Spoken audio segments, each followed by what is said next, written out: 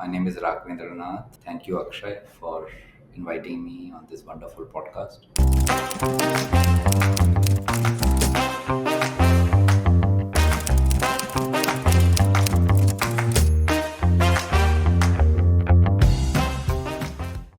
Okay. Raghvendra, welcome to the Founder Thesis podcast. You have spent Thank you. 30 years in the Indian equity market as a wealth manager, somebody who's managing investments. Your first 15 years were with Birla Sun Life, the mutual fund. Um, the last roughly 15 years, you have been building Ladderup, which is a wealth management company. The reason why I wanted to talk to you is this: as an entrepreneur, you often don't have money early in your life, and by the time you get money which you can invest anywhere, it is very very late in life. And I am at that stage where I never learned about how to make your money work for you until I'm now in my 40s, and now is when I'm trying to learn about it. So what I want to learn from you is how to make money work for you. If say I have 5 lakhs in my bank account, what is the best way to make that money work for you?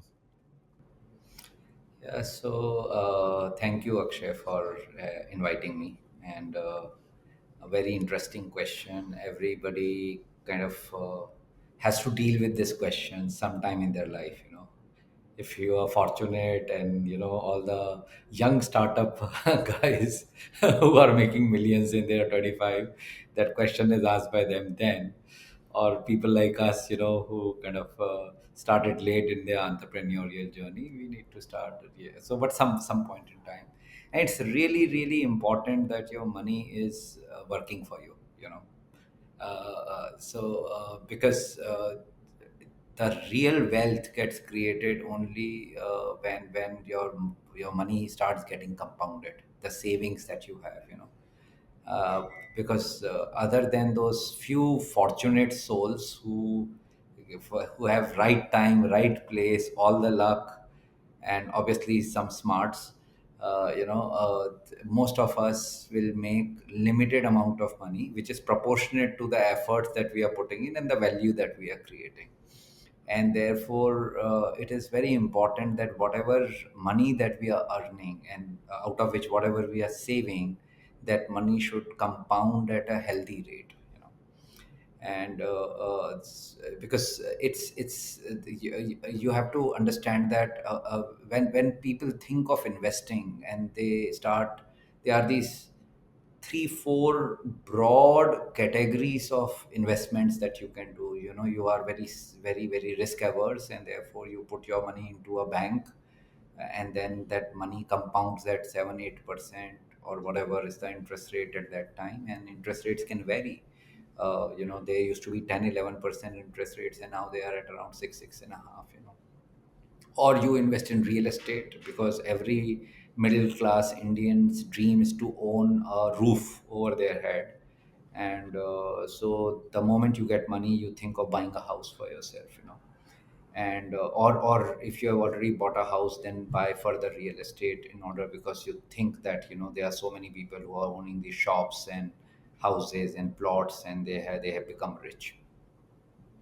That compounding is generally happening at, again, 7-8% only, because real estate generally, when you look at long periods of time, will follow inflation.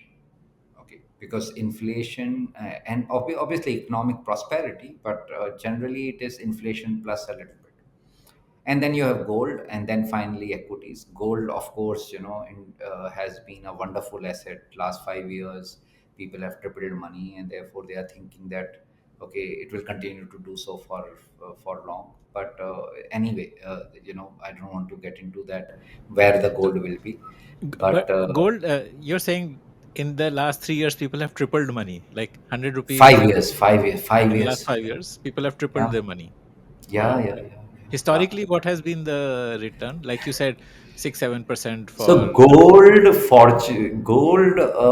has turned out to be one of the best investments that people could make in the last 20 years. wow. So Okay. if you invested in gold, your investments has been grown at around 14-15%, which is the kind of rate at which equity has grown. you know Hmm. Okay. And most of the equity markets pundits, including me, if you ask our views on gold, we are always ambivalent, because Hmm. gold is only demand and supply. There is nothing else. Hmm. So you can't judge the price of gold. So you say Right. that, okay, There is anyway, no, why? like with equity, there is a business that you're investing in. That business There's has a inherent business that liquidity, so you can yes, judge what should be the fair price. But with gold, there is no way to that's judge the fair price. It is that's purely right. That's sentiment. right. Okay. Yeah, and the demand for gold has been high because, other than the individuals, people always bought gold for Hmm. centuries. Hmm. Now the central banks are also wanting to invest in gold. With all the uncertainty that is happening in US. There's this all the talk about tariffs and dollar. And there every day there is a new policy. So most central banks are now saying that, okay, my some of my savings or reserves have to be in an asset class which cannot be touched by anyone.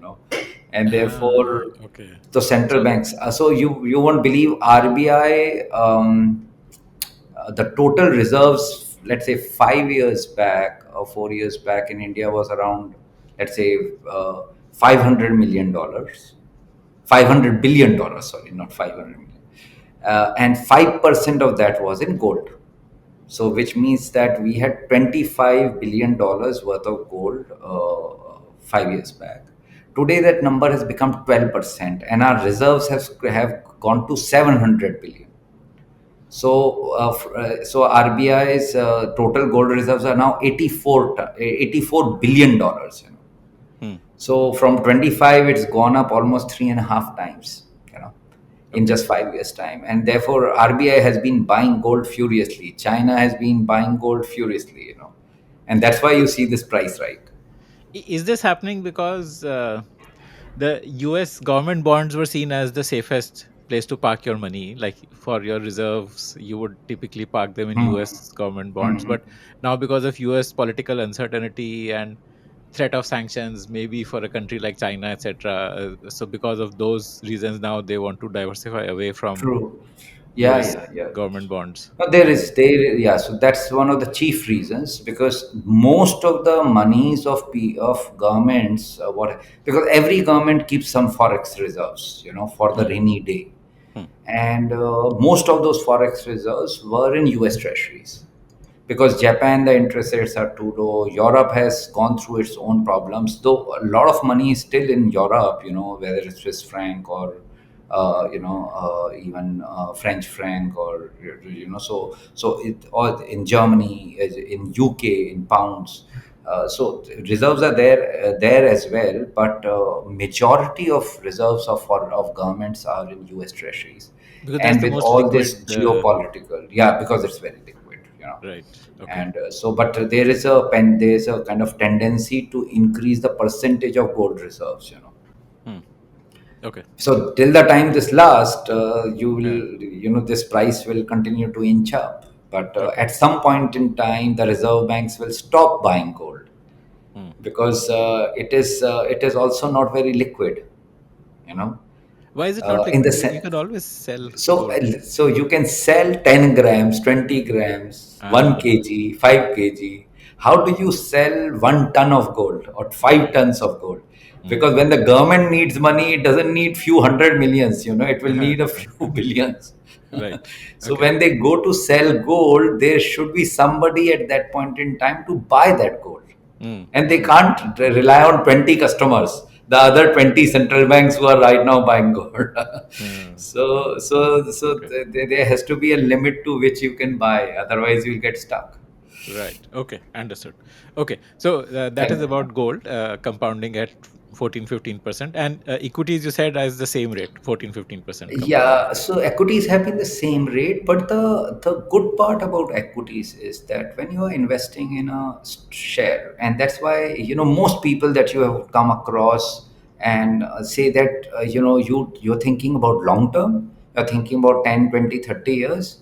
Okay, just go to equities. It's a fail safe investment, So whereas we are not thinking that way. We are saying, my god, last 6 months markets corrected by 10%, and then we remember global financial crisis when so many people actually committed suicides and went bankrupt, and they say, how is it fail safe? When the markets can every day go up and down, and we keep hearing stories that a stock was trading at 100 rupees and now it's trading at 10 rupees. How is it fail safe? you know and that's where the probably, the dike that confusion is there, that while the market experts keep saying invest into equities, but we are seeing this day to day volatility, and we don't know whether it is the right asset class for us. And even when we start investing, we start seeing these periods. So if you, let's say, started investing 1 year back, and if you were doing an SIP of, let's say, 50,000 rupees, today you will find that your investments are have earned zero return after 1 year. Okay, and then you wonder that, I could have made, let's say, if this happened for 5 years, you invested 50,000 rupees for 5 years, so which is, you have invested 30 lakh rupees, large sum of money, and you find that my money has not grown at all. You know, so then you wonder that, अरे यार, मैंने FD में डाल दिया होता, it would have at least, given me 7-8%. Here I've earned 0% in the hope that I'll make money in future. Who has seen the future? Hmm. So that is where the confusion happens. And so they are so when you look at, there are two elements to stock prices, okay, or equity markets, because when you see Sensex, it's nothing but, those 30 stocks, the average of that 30 stocks which comprise Sensex, or in case of Nifty, it's those 50 stocks. So ultimately, it boils down to how the company stock prices are going to do. If your stock prices generally are up, Sensex will be up, or if they are down, then it's down. So there are two components. One is the long-term growth of the business, and that is something which will definitely show up sooner or later. Okay, so, and I'll explain about that in a bit. And the second is the market sentiment. Okay, so let me kind of give you an example. So you are running a very successful podcast show. Somebody comes and says, okay, I want to take this brand name over, and please sell this podcast to me. Like, the brand. And you say, okay, I need, let's say, whatever, some number, I don't know, 100 rupees. Okay, so Hmm. let's say I need 100 rupees for this podcast business, because today I'm making 20 rupees out of it. Okay, and therefore I need at least 5 years of earnings. After that, the brand will be yours and you can continue to make money. And this podcast has been growing by 20-30% in terms of viewership and revenue and everything. So in a good market, for instance, everybody is doing podcasts and everybody wants to own a podcast successful. Therefore, instead of 100 rupees, the guy will be willing to pay even 120 or 130 rupees to you. But in a bad market condition, when nothing is happening and whatever, let's say some people get arrested for podcasting and all that, which has happened in the Hmm. last few months, Yeah. the guy will only offer maybe 75 rupees to you, Hmm. but the fair value was 100 which you were asking for. Okay, Hmm. so the sentiment actually governs some of this pricing, but it can be 75 or 80 or 120. It can't be 25 or 200. Hmm. When it goes to 200, somebody has overpaid, and therefore the price is correct. And if he just paid 20 rupees and he got lucky, he makes a lot of money. He was early. The other element of that is the growth of the business. So your podcast was doing 100 rupees of revenue. Let's say 2 years down the line, it starts doing 500 rupees of revenue. Okay. Now you are not going to ask for that give me the same money 5 times. Okay, you will ask for maybe when it was 100, you were asking for, let's say, 500. Today at 500, you will ask for probably 1,000 bucks. Not 1,000, sorry, 20 times. So let's say 10,000 bucks. Why? Because 100 has become 500 in just 2 years. In another Hmm. 3 years, this 500 can actually become 5,000. You know, Hmm.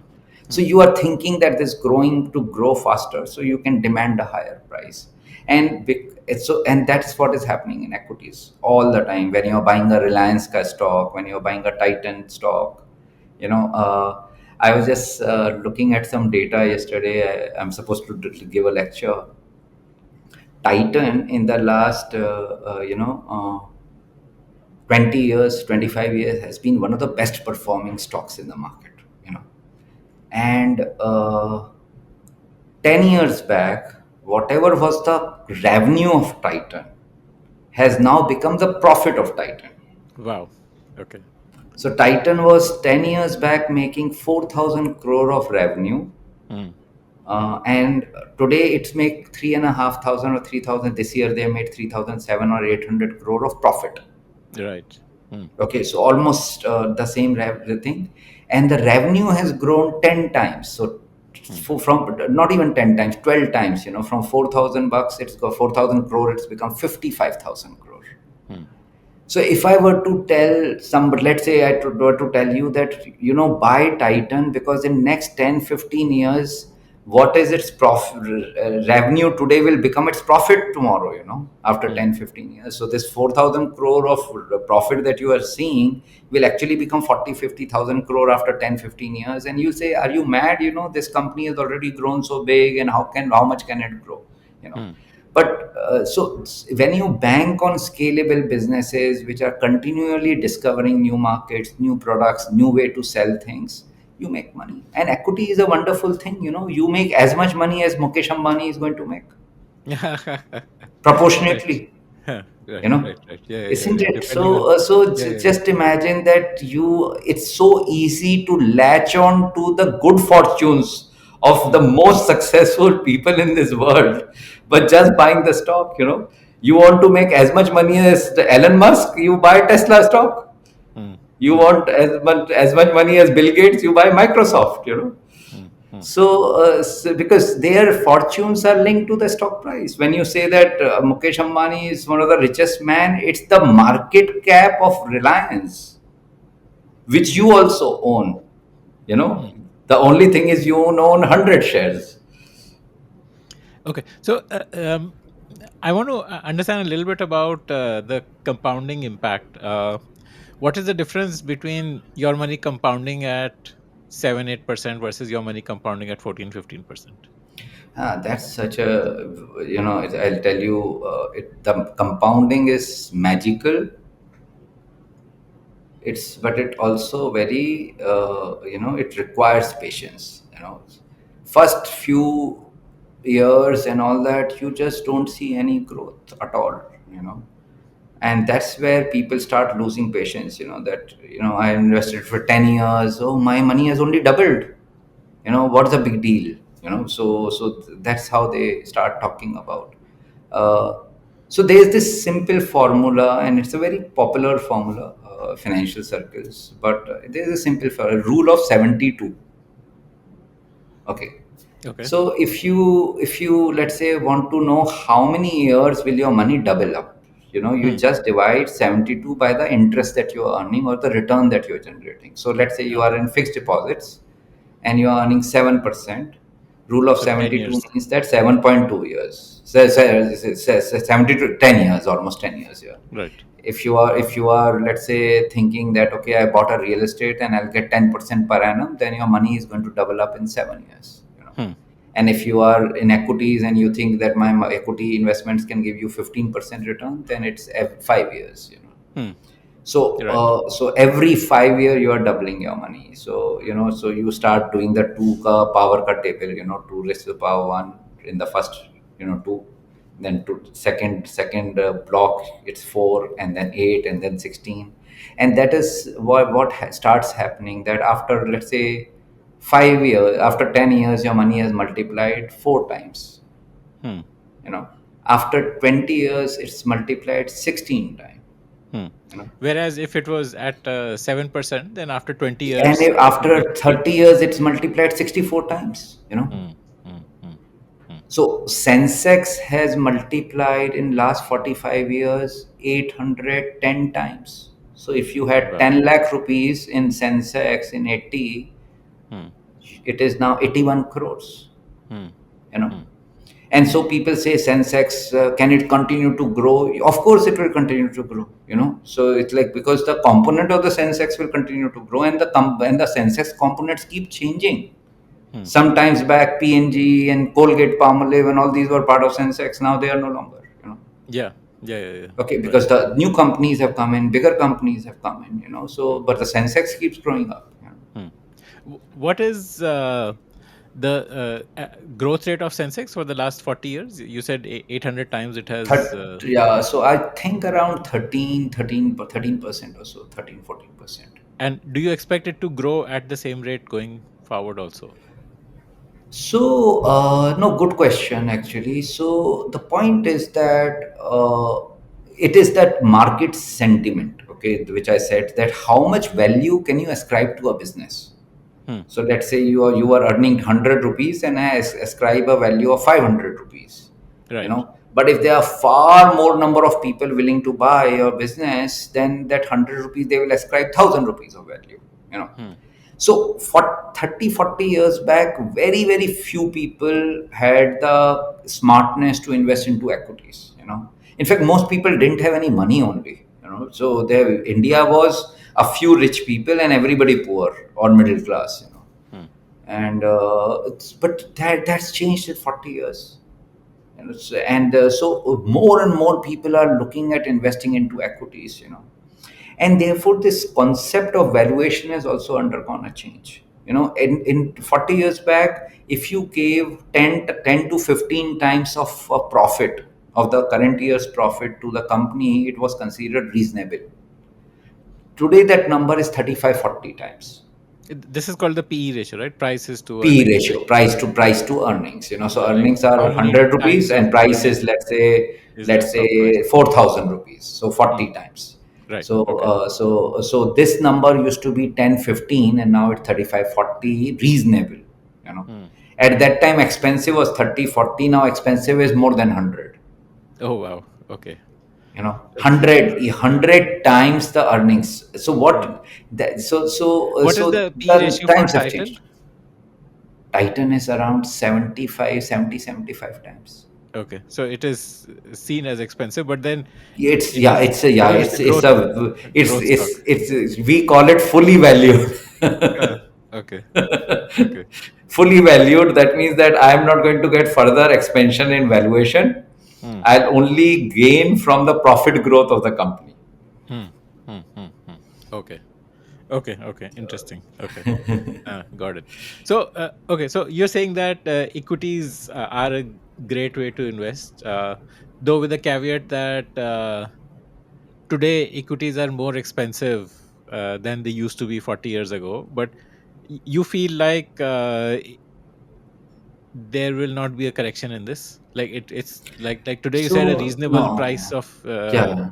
a reasonable price is 40 times of profit, which earlier used to be 15 times of profit, but you feel like this will stay 40 times of profit. This will not. It will, it is, or it may even become more expensive, because what happens is that as more and more people start becoming aware of the power of compounding that equities offer, the increased power, everything has power of compounding, you know. This has a little more, because of the reasons I described. More and more people become aware, more and more people become literate, they would want to come into the market, you know. And therefore the demand for equities will remain high, you know.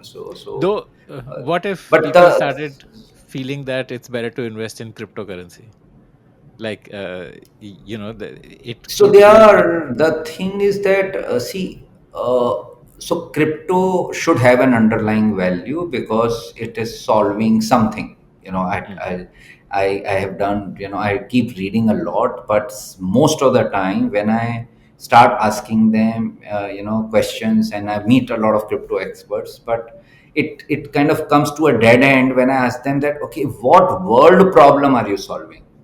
You are consuming a lot of energy, you are generating some codes, and because of which I can create a crypto. And but what world problem are you solving? And till now they are saying, no, we are very efficient in transferring money, this money cannot be hacked. But if I lost a password, I lose my billions and millions or whatever, few Mhm. thousands Mm. immediately, forever. Which, whereas if I lose a passbook, I can go to a bank and Mm. get another. Mm. Mm. So, but here there is no such thing, and keep happening because it's completely unregulated. The bigger reason why crypto is not going to fail is that is not going to succeed, is crypto, instead of becoming a medium of exchange, has become a store of value. Okay, so you feel that if a 100 rupee note, if it's buying you a pizza, let's say a can of Coke will buy you a can of Coke probably after 1 year also. Okay, and most likely it will buy a little smaller can than a little larger can, because most economies have inflation because they have growth. Mm. They are too interlinked. Mm. Without inflation there cannot be growth.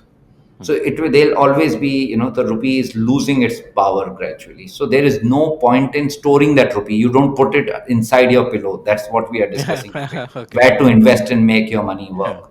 In Although, crypto you like, want to put under your pillow. If you by chance basically bought the Coke with that one Bitcoin, mm, you have lost basically opportunity to buy a car, mm, mm, mm, because that's what has happened. 10 years back you could buy a pizza with Bitcoin, and today you are buying a car with Bitcoin. yeah. Maybe to 5 10 years down the line you could buy an aeroplane with Bitcoin. Mm, But what is the use of that Bitcoin? Nobody knows. How is it mm, getting mined? mm, It's like mm, basically mining gold. And okay, do you know what has happened to diamonds? So mm, natural diamonds, millions of years, store tremendous store of value, and then somebody basically creates a furnace and starts creating pressure and starts making lab grown. mm. And the natural diamond market has gone down 50%. you know Okay. so the biggest beneficiary of a crypto is the guy who creates the crypto. Mm, mm, mm, mm. So, you Okay. know Mm. Got it. Okay. So, coming back to then, so what you're saying is, if I have money in the bank, the best place to put my money is in equities. So now my next question to you is this: how do I know which equity to invest in? Like you mentioned, uh, Titan was a great investment, but today you feel that it is fully priced. Like, the yeah. chance of getting an outsized return on Titan is not really there. Everybody knows that Titan is a great stock, so there is more demand for it, and therefore the price equity ratio is very high. So it is fully valued. So it's the opportunity to make money by investing in Titan is not there. So, as No, somebody so who it is is there. You make the excess returns. You are okay, making market return. The excess market return means return 14 opportunity is not percent. there. Like you're saying, Yeah, 14% whatever. return. Titan may be growing at 12 13%, so you'll make 12 13%. Okay, whatever is there, growth of profit, you Yeah. will make that kind of return. Okay, Yeah. okay, okay. So outsized return opportunity is not there, but it's a good, Yeah. safe investment. Yeah. Got it. Okay. So, but yeah, as someone who's not a full time investor, how do I decide what to do with So my money? yeah, and that is the in fact this new trend which has happened in US. It was Robinhood. Hmm, In India, it's been Zerodha. hmm, You know, and everybody wants to open an account. That account gets opened in 5 10 minutes, and then you start basically trading, and then you start making some money or losing some money, and then you get hooked on, and then after a few years you have realized that you were on a treadmill. You were standing at this, your money is standing at the same place, whereas you were running all the time. And with money also it happens many times that you keep some trades, you basically made monies, in some others you lost money, and you are standing at the same place. Because ultimately, when you are there are two things like what we talked about. There's this sentimental reason why the prices go up and down, and then there is a business reason why the prices trends are generally up, if you have invested in a good company, of course. So most 99% people do not know anything about a business that they're investing in. So like Titan, I just told you 55,000 crore of profit. So okay, you know one information. Then you know Titan is in jewelry and watches. Okay. But then beyond that, my understanding of that business stops. I don't know how many stores do they have, how what's their market pricing, how competitive are they vis-a-vis other jewelers, what's the demand for gold in the country, at what pace it's growing, what are the alternatives to gold, what is the fashion jewelry doing to the gold jewelry, is there a demographic shift from older people to younger people. There are hundreds of things to know, to figure out where Titan as a business will be 5 years, 10 years down the line. And that information is never enough. Whereas a typical trader buys Titan की अच्छा लगता है, सब लोग gold खरीद रहे हैं, gold price बढ़ रहा है, खरीद लो. Because he is not looking at, he's saying that okay, I'll buy a stock at $100 and I'll sell it at 120, and then I will somehow figure out another stock which is at 100 and which should go to 120. But it's all speculation, isn't it? So Hmm. if I were to ask you today that okay, markets will open maybe, or just open, where will the markets close at the end of the day today? Plus or minus? What is the answer to that? I It's don't like a know. coin toss. Huh. Yeah, it's like a coin toss. Where will the markets be tomorrow? Whether they will be up or down tomorrow? It's like a coin toss, yes or no. So if I can't predict what's likely to happen in 6 hours or 24 hours, how can I predict what is going to happen in 10 days, 20 days, 30 days, 40 days? So it's only everybody is talking power, so I should invest in power. Everybody is talking defense, so let me buy some defense stocks. So pure speculation basically leads to nothing generally. So, and that's why there's a very well-known saying in equity markets: trading is a zero-sum game. So you'll make some pluses, you'll make some minuses, but your total will always be zero. You know and because most investors, so if you are a retail investor, either you have lots of knowledge and lots of time, okay, then you can be a successful savvy investor. In fact, I tell youngsters, okay, invest in equity market and lose some money, but because you will gain something out of it, at least some learnings, and Hmm. which will make you a better investor. Okay. But if you don't have the time or the inclination or the skill, then rely on professionals. They are wonderful. You have so many PMSs and mutual funds, and who are charging 1.5-2%. आप सोचो ना, अगर आपके पास 1 करोड़ रुपया है, वो fund manager आपसे 1.5 लाख रुपए चार्ज करता है साल का, and he gives you world class expertise. You are hiring some of the best known managers in the world at your for yourself, to work for you for 1.5 lakh rupees, 2 lakh rupees. And Hmm. forget you, and it's so easy because you can hire 10 guys rather than just one guy. So let's say you were planning to run a marathon, and you can actually hire the 5 best coaches in the world and still pay them maybe a few thousand rupees. Hmm. Would you do So, that? so you're saying instead of investing in individual equities, if my goal is to compound my wealth, then I should pick funds instead of picking equities. Always. See, Okay. always in the sense, unless you have the skills to pick up equities. Right, unless you can invest enough time to learn and research and Yeah, all of that. Like yeah, if you're doing yes, it as almost full time, then you should do that. But otherwise, it's better to pick yeah, funds. So then the yes. next question is, how do you pick the right fund? Yeah, again, that's the biggest problem that people are facing today. That people know I need to do SIP, people know mutual fund sahi hai, Yeah. and Yeah. therefore they want to invest. But Hmm. kahan par dale? So there are hundreds of funds, and and because you don't know anything about that fund, who the fund manager is, what is the investment style, what is the portfolio, whether he's conservative or aggressive.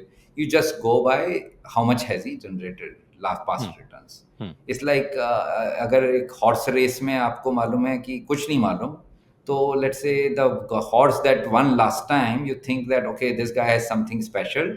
Let me bet on this horse.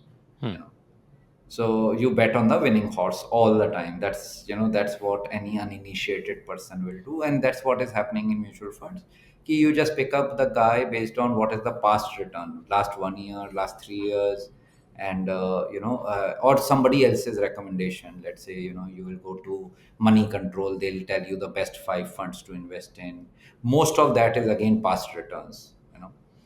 And with the hope that this past returns will continue to work in future. So I'm not saying that past returns don't give you some idea of course. If a fund manager has delivered one of the best performing one of the best performance, of course he has done something right. Okay, but will he be continue to remain number one, or will become number 10 or number 20 or number 50? That no one knows. He also doesn't know. And therefore, both the things are important. How you are picking up the funds, you know. I recently met an investor. He has only funds of one AMC, so only because the maybe the advisor or the banker, whoever he was dealing with, was only giving him one fund. you know.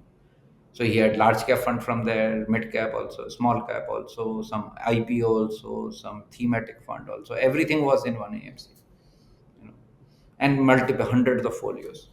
So it, like, basically the point is that what you where you are investing, when you are investing in a fund, or you are buying a bouquet of funds, uh, there has to be a little more than what the past return is actually. you know Okay. Uh, then, like, but how do you decide then? Like you're saying, it So can't you just be need past return. to, again, like if you don't know equities, you go to a fund manager or a mutual fund or a PMS. If you don't know how to select funds and mutual funds and PMSs, then you go to a advisor, a wealth manager, or an asset, people like us, who have, who are basically doing this full time again, because there are 500 funds to actually monitor these funds, how they are doing and what they are doing, what kind of portfolios do they have, which sector have they overweighted, what they have underweighted, who's managing the fund, is he still there in the job or has he left and go join something else, who's the new fund manager, how does various funds complement. So let's say if I have two large cap funds, do they have same investment style or do they have differing investment styles. So all these things require, again, a lot of information and skill, and then access to information. So if I have to meet a fund manager, I can just make a call, and in another maybe 3 to 4 days the guy will give me an appointment and I'll meet him for an hour. uh, is it possible for an individual investor to do that? Because when I'm meeting a fund manager, I am having a very, very uh, frank conversation with him. When that fund manager is going on TV, at that time he's not having a frank call. He's just giving his house view, a Hmm. general view on what he thinks. You know Hmm. about he's not going to discuss his the where he has invested in, why he has invested in, the mistakes he has made, why those mistakes happened, how did he correct those mistakes, what is his outlook about the future, is the portfolio representative of his outlook or not. So those questions, the deeper questions, the second level questions, most investors won't have access to. In fact, that will decide whether I invest into a fund or not as past returns. Hmm. The Okay. past is past. It's Hmm. like the portfolio 3 years back might have been completely different from what it is today. Hmm. So how Okay. can I say that 3 year return last 3 years will get replicated in the next 3 years? Hmm. Okay, got it. So let me kind of zoom into the options now in front of a lay investor. One is mutual fund. Then second, you said, is a PMS, and the Yeah. third is a financial advisor. Uh, Now. No, third is an AIF, alternate investment fund. So when you're looking at professional funds Hmm, managers in India, hmm, regulated, hmm. these are the three categories which are available to clients. AIF, where the minimum investment is a crore of rupees, Okay. so therefore basically meant for rich investors. Okay. PMS, where the minimum investment is 50 lakhs, again, somebody who's sophisticated, understands equities and all that. And mutual funds, which is for retail investors, any amount can be invested in. So, but Okay. there are these three categories of fund managers who are available. Got it. Okay. So now mutual fund, of course, is well understood. You're saying that Yeah. mutual fund will typically charge 1.5% as management fees every year for the amount of money that they're managing for you. Mhm. That is Mhm. how they will earn. Um, Help me understand PMS and AIF. How what are the charges for these, and are they the same as mutual fund in terms of what they invest in? What is the difference? No, PMS and AIFs, of course, charge much higher because they are smaller vehicles. They are the minimum requirements are high. Investors also have access to the managers. Managers talk to their investors regularly. If you have a problem, you can actually arrange a call with the manager and he'll give you 5, 10, 20 minutes to explain what has gone wrong and all that. That's the thought. And Hmm. therefore managers end up charging a little more, and then they can have more themes, plus because they are independent guys, so they are loosely their investment strategies are a little more flexible. Okay. So they can churn portfolios much higher. They can have concentrated portfolios. Hmm. So generally it is considered that PMS and AIFs can in the longer run give you better return than mutual funds Okay. because of these reasons. How much is the difference in return?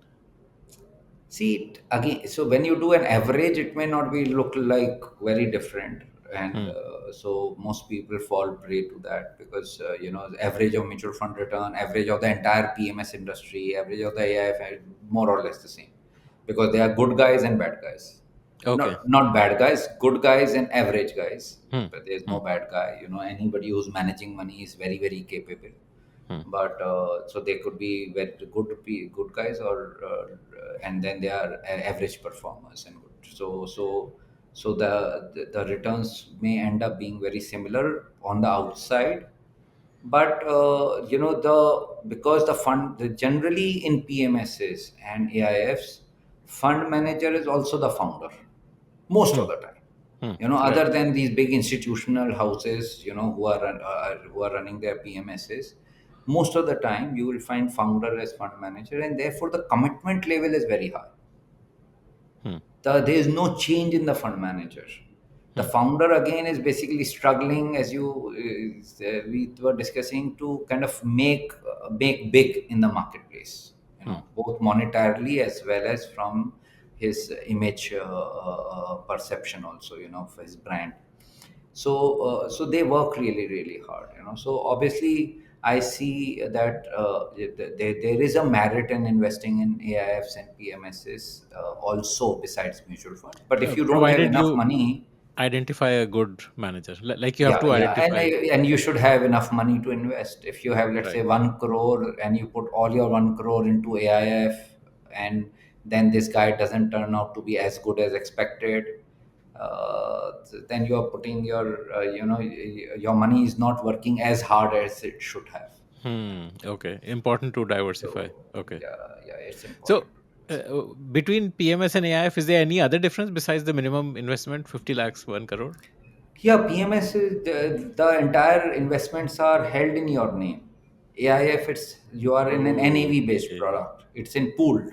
So Okay. PMS manager, like we run a PMS, for instance, which is a buy and hold strategy. And from the day we started, we said that I will hold on to the profits of the company. So if I discover Titan and Titan grows 20 times, then I will not sell, Hmm. because it can become 200 times, Okay. as it has become in the last 20 years. So Hmm. as long as Titan is a strong business, and its growth is something that convinces me the potential growth, I'll stay invested. Hmm. So what has happened is every client portfolio has become different. Hmm. So let's say we invested into a stock called Indian Hotels, Taj Group of Hotels, 5 years. Hmm. So it's one of the best brands in the world. 4 years back when we invested, it was at 120, 130 rupees. Now it's trading at around 750 rupees. So the stock has grown 4 5 times. So for a client who bought 4%, he is now holding 11 12% in the portfolio. Hmm. Okay. But for a new customer, I'm still buying that same 4 5%. I'm not buying Hmm. 12%. Okay. Okay. So in Hmm. PMS, you can have these differentiations. Hmm. You Depending may on the say, time limitation. I don't smoke, and therefore please don't invest in ITC for me, and PMS manager will comply. Okay, got it. Okay. Okay, so PMS is essentially more custom portfolio builder, like Yeah. almost not fully, because the PMS, Not fully. Yeah. you believe in the fund manager's approach, and you align Yeah. with his value system and his vision. So that's why you're giving him money, and so you don't want to force him to make investments based on your thinking. You want him to use his thinking, but at the same time, it can be customized if you want to. Whereas True. in an AIF, it is like a mutual fund almost, except higher ticket So size, and all the yeah. money is pooled into that vehicle, and the fund manager has complete discretion. And the advantage of AIF as opposed to mutual fund is agility. The fund manager has the Yeah. agility to take big bets, to move fast, to churn the portfolio. All of those things are not really available to a mutual fund to have that kind of agility, because there is a much larger investor base, and so they need to be more measured with their Yeah, moves. yeah, yes, yes. And they are Okay. retail investors who have no knowledge, nothing. They're Hmm. just depend. They are investing out of faith and Hmm. nothing else. Hmm. Hmm. Hmm. And what does an AIF and PMS charge? Generally, so they have multiple sharing formulas. So most of them will charge a fixed fee Which is one and a annually. half, two It could percent, be one and something a like that. half to 2%, and then Hmm. if they do really well, then they will charge a performance fee. Which is a profit share based on how much Profit profit they share generate. based on, let's say, some hurdle rate they will have. Okay, if Hmm. I generated 15% return, then I will, on top of that, excess of that, I'll charge 15% from you, or 10% of that profit from you. Okay, okay, okay, okay. Got it. Okay, so I understood the three types of fund managers that you can choose from. Um, what about the cheapest of all, which is the index fund? Like if if I just do a Nifty, which is like a collection of 50 Yeah. stocks, and if I invest in a fund which is basically mirroring the Nifty, Mhm. the fees for such funds is like point one Point five, 0.4, point 2, yeah, point 2, point yeah, 3%, point two, correct. 0.3%. So it's like 1/10. So why not just do that? It can actually. That trend is catching up very, very fast, and it emerged from developed markets, and people realize that collectively all these funds are just giving average returns what Nifty is generating. In fact, 40 for 35 40% of the mutual fund industry on an average every year underperforms the benchmark. So, for benchmark fund which is tracking Nifty, 40% of those funds are not even able to beat Nifty.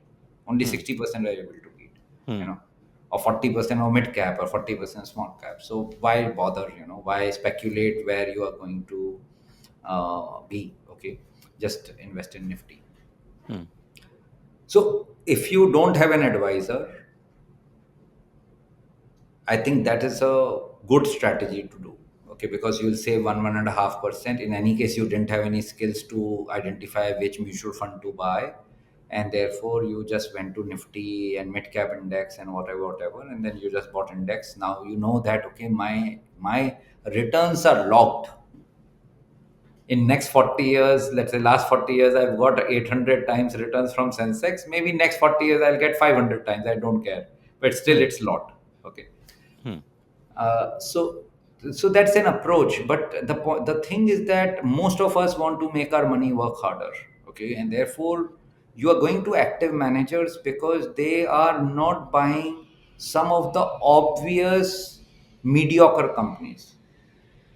Okay, so let's say Coal India Limited. In last 20 years, it has grown at 4-5% per annum. Okay. There is just no reason why Coal India in this era of new energy and this Hmm. and Hmm. that and hydrogen will grow at 10%. It's Right. impossible. Hmm. Okay. Hmm. It's impossible. So when But you it's a part know of that Nifty, outcome, I think so. I don't know or it'll exactly be part where of some index. exactly. Yeah, yeah, some index. Huh. Huh. But when you know that obviously this company is not going to give me the same return what I expect, and then why should I invest in it? Hmm. Okay. Now Nifty has TCS as the largest market cap, largest weight. So Hmm. TCS will have around 11% weight into the index. Hmm. In so when you give 10,000 rupees and invest in Nifty, 11,000 of that is getting invested into TCS. Hmm. And we know TCS cannot grow more than 7-8%. The best years of TCS, the highest growth years are behind it. Hmm. And they claim that they cannot grow. TCS management itself says they cannot grow more than 7-8%. Hmm. Okay. So when the growth in the business is going to be 7-8% and 11% of your money is invested there, how will your money grow at 14-15? Hmm. So a fund manager, for instance, mutual fund manager will say, no, TCS is a nice company and I need it for stability in my portfolio. Let me have 2%, not Right. 11. Hmm. Okay. So that is why when you look at longer term, let's say when you look at 8 years, 10 years, 12 years, and you have monitored your portfolio well, then you end up beating the market handsomely. I'll tell you, last 14 years, and so what I did when the day I started, I said, let me have a report card for myself. You know, Unfortunately most wealth managers don't keep it because they have a basket approach. They will identify 50 funds and then they will tell the guy इसमें से कोई भी पांच ले लो आप so when you read when you go to him, we said no, we don't want this basket approach. I will have a standard menu.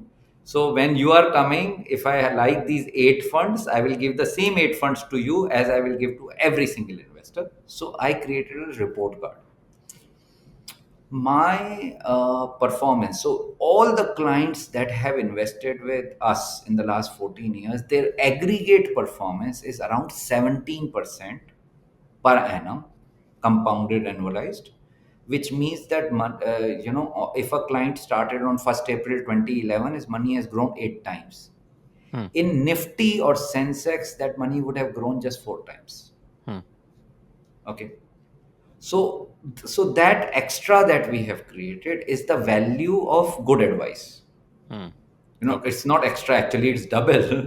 So one has become 4 and one has become 8 in the other instance. And so that 5-6%. Now if you were investing, if you were giving 1.5% or 2% to the mutual fund, and still you can make 5-6% more than Nifty, it's not a bad proposition. Hmm. Hmm. Hmm. But So the story is that you need to have a good advisor with you. If hmm. you are able to find, then you should invest in actively managed funds and fund managers. But if you don't, if you are doing, then rather than speculating and investing based on past returns, it's better to invest in Okay. ETF. Okay. Okay. So, how does an advisor earn? Yeah, so kind of good questions. You very logically you keep asking the next one. So advisors. So in India there are two models, three models actually. Third model is just emerging. The first model was that advisor used to earn commissions, okay, from the mutual fund. Okay, so mutual fund will earn 1.5%. Out of that, they will give 4.5, 0.6, 0.7% to the advisor, depending on its size. If it's large advisor, he can negotiate a little more and get higher. But some advisors were also charging fees on top of this. So SEBI said, okay, either you take commission or you take fees. You can't take both. So they Okay. created a new class called RIAs, Registered Investment Advisors, which can only take fees, they cannot take commissions. Okay. That community is very small still, but that's another model that has happened. Because And I then guess there is a Indians don't like to pay pay fees, fees. Yeah, right? yeah. So that's the so even somebody agrees in a bad market, and markets are going to be 2 years good, 1 year bad. So 2 years Hmm. I'll earn my fees. The bad year, the guy will refuse to pay me. Yeah. So Okay. either I'll lose the customer or I'll have to basically just have a hard burn. Huh, okay. Got it. Hmm. So the third model which is emerged therefore is basically advised through the PMS. Okay. So we do you invest in the PMS. So like for instance, we have created a fund of fund.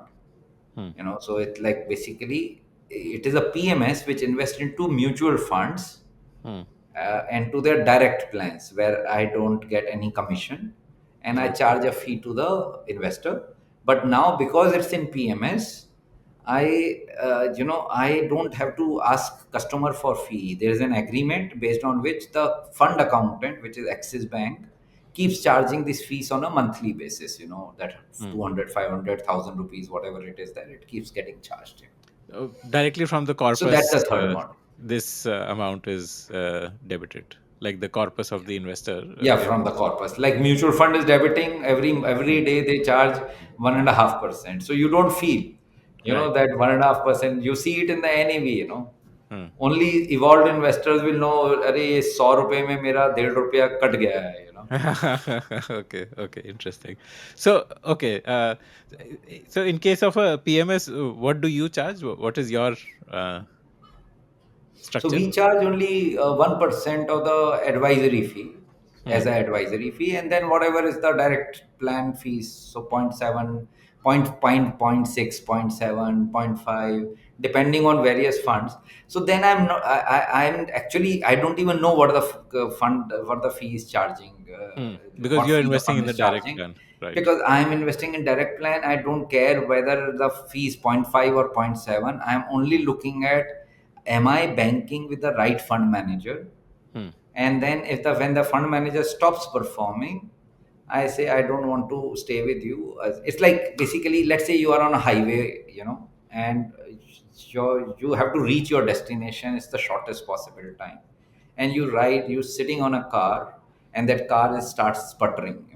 Hmm. What do you do? So if you had an option to get another car, you Hmm. will, Right. because you need to reach your destination on time. So Hmm. you are not leaving the highway of equity. But Hmm. if one fund manager is somehow not working in a particular period of time, I just go over to the next guy and to the Okay. next guy. And you don't charge a profit share. It's flat 1%. There is a model. So we don't charge a hybrid. We say that, okay, you pay us this. Or if somebody says, no, no, I don't want to pay you fixed fee, I'll pay you with all Profit the share. profits. So I say, okay, give me 10% of the profits. Okay. Okay. And when did you start this PMS? Yeah, this is recent. How Very many? recent, around 2 years back. 2 years. So what has been the performance in the last 2 years? Decent. Yeah, so this good performance. We are beating markets basically. Okay. Okay. Okay. Okay. Got it. Got it. Got it. Okay. Interesting. So So the the PMS is almost the same as our other the regular wealth what we were doing for last 13, 14 years. hmm, The thing is that here we have a little more flexibility. okay.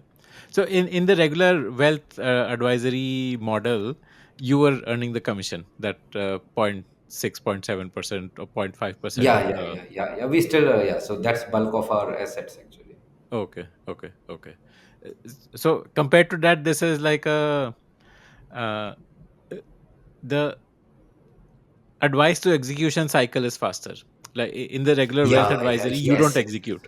You will tell Yeah. your client you Client. should sell this and buy this, Yeah. but the client may or may not execute Yeah, that. most of the time they start applying, like, market is too high, market is too low, let me do this, let me wait for some Okay. more time, Hmm. and that's actually that was one of the key reasons why we started this. Okay. And the advice communication of advice is also kind of inefficient, so we have around 1,000 odd clients. Hmm. Okay, now communicating to 1,000 clients and then making them understand the change and then making them agree to the change and then executing, it becomes 5 months, 6 months, 8 months process. Yeah. Okay. Okay. Okay. Right. Got it. Okay. So I think that that model, that wealth advisory model, probably only a pure digital company can do it, because, like, say, a Deserve is also a wealth advisor, right? Deserve Like, also has some a model like what I just explained. It's also PMS, okay. basically the same concept. Okay. So, in fact, we borrowed the concept from Deserve. So they started. We said, "Ki, okay, no, Okay. seems to be a good approach. Let us also adopt it because Okay. So I this will thought be Deserve was like more that efficient." mutual fund commission earning, like earning through commissions, and they would They have recommend. both the models. So they have, Okay. like, if a client doesn't have 50 lakhs or whatever, then they say, okay, you come in this and I'll manage you independently and whatever. And Hmm. if he has enough money, then they say that, okay, let you come into the PMS. So this. The primary model is the PMS, Okay. Okay. but PMS of funds. I guess for a small ticket investor, it probably, the wealth advisory model probably doesn't make too much sense. Also, is what I'm guessing, because the like the inefficiency in that model between that advice being given and Not you listening really, and actually. See, executing. not everybody is as large as Deserve, no, or as large as, let's say, Ladderup Asset Managers. So Hmm. basically, Hmm. there are lots and lots of. See, we are only talking mutual fund at a particular instance of time, Hmm. and so you need to. So let's say, what? Let's say you are a investor. Okay, we started with 5 lakhs. Okay, you go to Deserve or Zerodha or Money Control or whatever, which is digital. Hmm. Hmm. They use figure out ki, okay, they are saying that, okay, buy these 5 funds and you trust their thing, and they are really really good people. Okay, Hmm. Hmm. so everything is fantastic and right, Hmm. and you invested in 5 funds. Hmm. These five go into a cold storage, Hmm. you know The so then rebalancing you does have not. another 5 lakhs after Hmm. 2 years, 1 year. Hmm. You again go to some website, now a But different one this time. these digital platforms also do rebalancing, if I remember correctly. Like, Will, but you will have to do it, no, for you. right, right. They will tell you that you should. They will tell you, but you should Okay. have time to go and revisit that platform and see what is happening and Hmm. all, Hmm. and Hmm. see and that's where the issue is. Okay, Hmm. when I have a digital platform and I have lakhs of investors, I cannot have a 5 funds approach. Hmm. Okay, I cannot say these 5 funds are good and rest of the 450 are bad. Hmm. Okay. As, have you ever seen any broker saying that, okay, you invest only in 10 stocks and not the other 6,000? Hmm. No, They so cannot have that. like So the model is that they will keep giving you which is the best performing funds. at the They will time when not give you. you advice. They will never ever tell you that buy this fund and sell this fund. Hmm. You go to any digital model, and if it's doing, I'll be very surprised, Hmm. because now you are getting accountability. Okay, the moment you say buy this fund, there is an accountability. Hmm. When you say sell this fund, it is accountability and it is advice. Hmm. Most of these digital platforms, if they are earning through commissions, basically, then that accountability they would not like to take. They will Okay. say, I am a platform, you come and buy. Like it's an Amazon, you get some sponsored products which are come Hmm. right up. Hmm. So they encourage you to buy that, but you can buy anything else as well. Hmm. Okay. Okay. Okay. Got it. Got it. Okay. Okay. So Understood. advisor is always a better thing, even in let's say somebody is in a small town. Hmm. Okay, अभी कोई village में बैठा है आदमी या किसी छोटे town में बैठा है और उसको इन्वेस्ट करना है, वहां पर भी अगर जो एडवाइजर है उसका local, he knows more than him, you know. He knows more than him, and he'll continue to know more than him, more than that individual investor. So it's better to go through that advisor than start attempting directly, because we have to understand that one is it most of our investment decisions in our life will only not be only about investing into equity funds. We may Okay. also get, as you just discussed, that excitement to invest into crypto. Hmm. Tomorrow somebody will offer me a plot of land for 5 lakh rupees in Goa, and I say chalo dal dete hain 5 lakh. Okay. Hmm. Or somebody who says ki, I have short term money, I have my daughter's marriage 2 years down the line, bank is offering me 7%, and that guy says are kya 7%, I'll give you 15%, Hmm. and I give money to him, and that money never comes back, and my daughter's marriage is ruined. So there are these huge amount of investment decisions that a person takes. A wealth manager or an advisor becomes like that guide, that like that bouncing board, Hmm. who has already experienced these things with other investors, Hmm. and therefore he says ki, no, no, don't go there, this is fraught with high risks. Okay. So Got it. because the first rule of wealth management is protect your money. Hmm. Hmm. पैसा ही नहीं होगा तो grow क्या करेंगे ना. Yeah. Right. Yeah. So Hmm. growth comes later. Growth is the difference between compounding at 8% and 15%. Whether your money becomes they double in 9 years or double in 5 years. That's the only Hmm. difference. Hmm. Hmm. So growth comes later. Once the protection has happened, then growth will automatically be there. Okay, okay, okay. Got it. Okay. So, like, if someone wanted to have someone like you as an advisor, what is the minimum ticket size for your wealth advisory business? So we people are basically, not in the retail space. Basically, Hmm. people who have earned a certain amount of money. They have created some corpus, let's say a couple of crores, Okay. and now they are looking this somebody to manage this corpus well. Hmm. Because they know this 2 crores need to be definitely protected, Hmm. and they know that this 2 crores cannot be earned again, Right.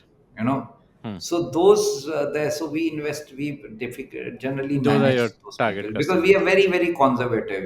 For us, Hmm. this protection is our dharma. Hmm. That So, we always how do protect. you acquire customers like this? So, you're saying like this is almost like UHNI, right? Ultra HNIs, Not UHNI, yeah, HNIs. HNIs. UHNI का definition India में change हो गया है ना अभी, so Acha, what is people UHNI? ultra HNIs are really really rich people. Now Like 2 crore 100. to is like, Acha. if you have worked for 20-25 years in a, Uh, let's say in a PSU, and you are retiring, you will get 2 crores of provident fund. okay. Got it. So ठीक you है. don't call that guy an HNI, so Uh, it's like okay. ultra HNI. Got it. Got it. Okay. So, what is your sales and marketing Acquisition model, strategy? you're saying. Yeah. How do you So find no, so it's customers? mostly word of mouth. Hmm. Mostly word of mouth, because trust is a tricky business, and this wealth management is a very interesting field. यहाँ पर कोई भी आदमी ये नहीं बोलता है कि मैं खराब कर रहा हूँ. Hmm. you know the worst There's guy no. also says that I'm really delivering goods to people. Uh, And the other negative about wealth management is that I cannot peep into other people's portfolios. hmm. I, as a client, I'm saying that, Hmm. let's say you came to me and said Well, that, you okay, cannot audit tell the me how you have done. performance. Huh. I just told you we multiplied money 8 times. Chalo, we aggregated and we created a report card and all that. But and I got it audited also. Okay. So at least, okay, there's some certificate that you can do. But most of us, let's say, if you were to ask this question to me 2 years back or three Hmm. years back when I had not done this exercise, I would tell you something, when you have to just believe. You Huh. say, okay, Right. show me X client's portfolio. Okay. You And I cannot. say, sorry, it is private. Hmm. and I can't show your returns to anybody else, and similarly I cannot show other returns to you, you know. Mhm.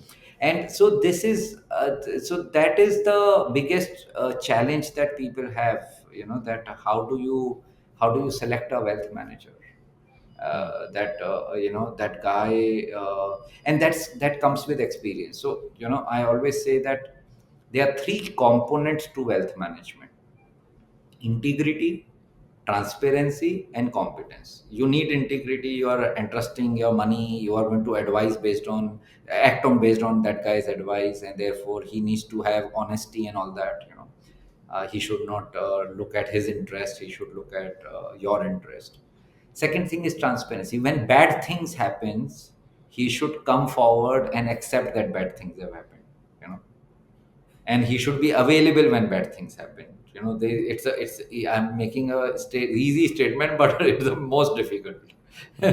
So when bad things happen, the guy just kind of, you know, stops disconnecting. Mm. Okay. Or he doesn't tell unless you Mm. ask him, Mm. or he's not aware only that bad things have happened. So there can be possibilities. And the third thing is he should have competence to advise, you know. So he, just because if he's making a act of competence, it's not enough. Mm. He should You should see what is the competence level that this guy has, what is his education background, what are the clients talking about him, how well is he coming across in terms of investing, you know. Is he basically talking very aggressively or conservatively? Is he talking about 20, 30, 40% returns? Because they can never happen, you know. uh, it's like if you started with 1 rupee and you started doubling your money, you know, you have वो राजा का story सुना है ना आपने, कि वो ब्राह्मण गया उसके पास, you know, राजा के पास, and the king said to that brahmin that, okay, what do you want?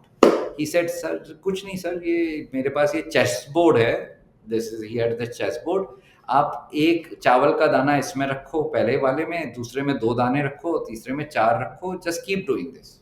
Keep doubling. Okay. Huh. Okay, just keep it for 64 times. Huh. Okay, so you have 64 boxes in Right. that. Yeah. You just keep putting one dana here, two dana here, four dana here, and this guy basically got the entire kingdom. Instead of Right. and Raja said, "What's the big deal?" And these their advisors were saying, "Last 5 years, I have compounded wealth at 40 times." Hmm. And they say, and they are trying to say that, okay, I'll compound this for 40 times, 40%, sorry, 40% per annum, not 40 times, what I'm saying, Hmm. 40% per annum. Okay, and then you say, oh, this guy, that other guy was saying I'll compound at 12% per annum, this guy is better, he's Hmm. giving me better value. Hmm. You know, so the more conservative the guy, the better he is actually, when you are Hmm. going and selecting either a fund manager Hmm. or a wealth manager, because the guy who's basically saying 10%, 12%, he understands the value of risk. Hmm. You know, that risk is something that you don't know, the things that you don't know and which will happen in future, Hmm. that is risk. Right. 3 months before, we didn't know that there'll be a Pahalgam attack and there'll be a war on this, you know, mini war. Hmm. 3 months we didn't know. when Right. when people are aware that these events can happen, you know, with regularity, you know, so those are the people that you have to be bank upon, you know. We, Hmm. most of us, in good times, we tell these people, nee, nee, this guy is, you know, kind of mad, he's just too conservative, you know, he'll never make money. Hmm. How did you get your first five clients?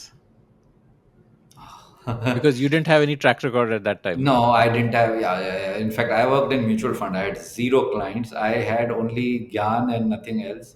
So I actually, so me and three of us partnered. So I have two partners, and Sunil and Manoj, and they were running a very successful tax and audit business. They Okay. started in 1991. They became chartered accountants, and instead of working, they said, "Ki, let's open a, you know, kind of an office." And in fact, there's this place called Dhobi Ghat in Bombay, very famous, Okay. Jambulwadi. They took a desk. They could Mm. not afford office. They took a desk. Mm. So they kind of they are very successful. So they had a running They tax had and a audit business. so they already had So I said, let's entrepreneurs marry as the two clients. together. Uh, My experience and understanding of markets, and your clients who have trusted you with their taxes. Obviously, right. they can trust you with their wealth. So that's how it started. Interesting. So Okay, the got first it. few Got it. clients actually happened because of that, and then Mm. obviously some of my Word of friends and mouth and whatever. right. But Okay, okay, okay. Interesting. Amazing. Amazing. Thank you so much for your time, Raghvendra. It's been a real pleasure. and thank you, Akshay. I hope this is useful. Okay, let me